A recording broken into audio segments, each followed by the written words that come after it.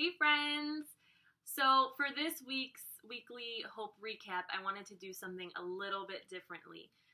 We just finished our most recent Hope Warrior Academy around the book Own Your Everyday by Jordan Dooley. And it was just such a blessing for me and Stephanie, and I know many of the women in the group. It just intertwined so perfectly with what we're experiencing with this pandemic right now. The book's purpose was to help women, and I guess men, but I feel like it's geared more towards women, to find their purpose in just the everyday, right? The things that we do in our everyday lives, because a lot of us, I think of purpose as this big, huge assignment from God, or this huge thing that you need to do in your life. But what we don't realize is that those big things that we end up contributing to the world are basically a sum of the little things that we do every single day. So that's really where it starts. And so that's what the book is all about, and it's incredible, and I highly recommend it. But yeah, so for this week's recap, I wanted to give you guys a little bit of a sneak peek, or a little bit of an inside look at what being in an academy might look like, and kind of the things that we talk about and how we encourage one another. So yeah, this is a clip from our last video, closing up our most recent academy around Own Your Everyday. So take a look. Something that I wanted to share, because I could totally relate, is when she talks about fast forwarding your life.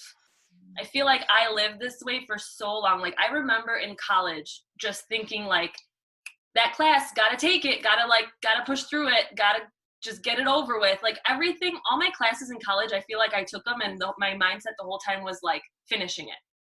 Was like just getting through it, right? Just to check it off the list so I could get my degree and like start my life. And I know, Stephanie, I know we've talked about this too, like when you were a kid too, like you were just like, I just want to be on my own so that I could like do what I want. Like that's how my Amelia is too. She's like, I can't wait till I'm a mom so I could do what I want. I was like, girl, you have no idea. Like, and like that was just how I was. Like, I was in such a hurry to grow up, like just working as early as I could. I graduated high school early. I was just in such a hurry to get to this destination. And oh my gosh, like I just think back of like how much did I miss out on, like those classes. Like I could have been so much more present and retained so much more. Yeah. Instead of just trying to like pass the test, just get it done. You know, and like I just feel like I was not present, and maybe that's normal for like kids and teenagers. So I don't want, I want to give myself grace, but now that I know better, like I just have to remind myself of that. Like, stop trying to fast forward and get to like the good stuff, because the good stuff is already here.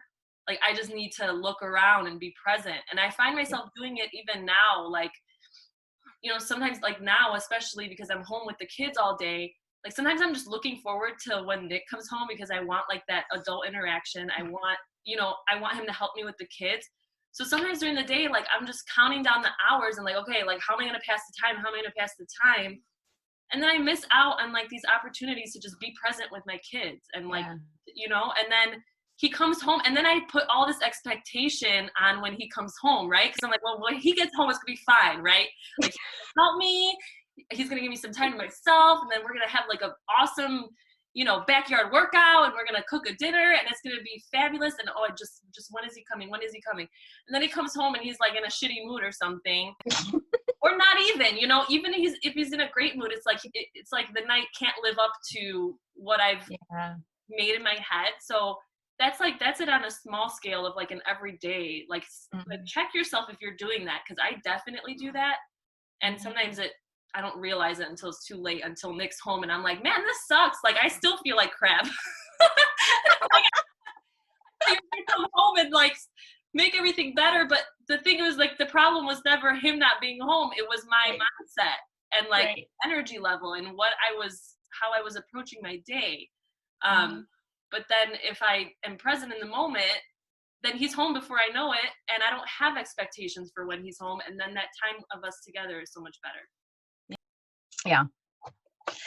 All right. Well, one last quote that I wanted to share from the book, and it's a little bit longer, but kind of just wraps things up really nicely for everything that we've covered in the last few weeks, and kind of sending you on your way with this. So it says, I might not be where I want to be, but I am where I'm supposed to be. My circumstances don't define me. I'll press on past the pressure to prove because God made me on purpose for a purpose. I'll choose to see people. I'll share my story even before I get to the happy ending. I'll give my gifts away instead of just looking for my gift. Instead of avoiding failure, I'll bravely step into the fun of the adventure. I'll be a culture changer instead of being shaped by the culture. I'll celebrate the beauty of this season and the challenges that come with change. I'll embrace the waiting, and in the middle of it, I'll love people with a heart of intentional purpose.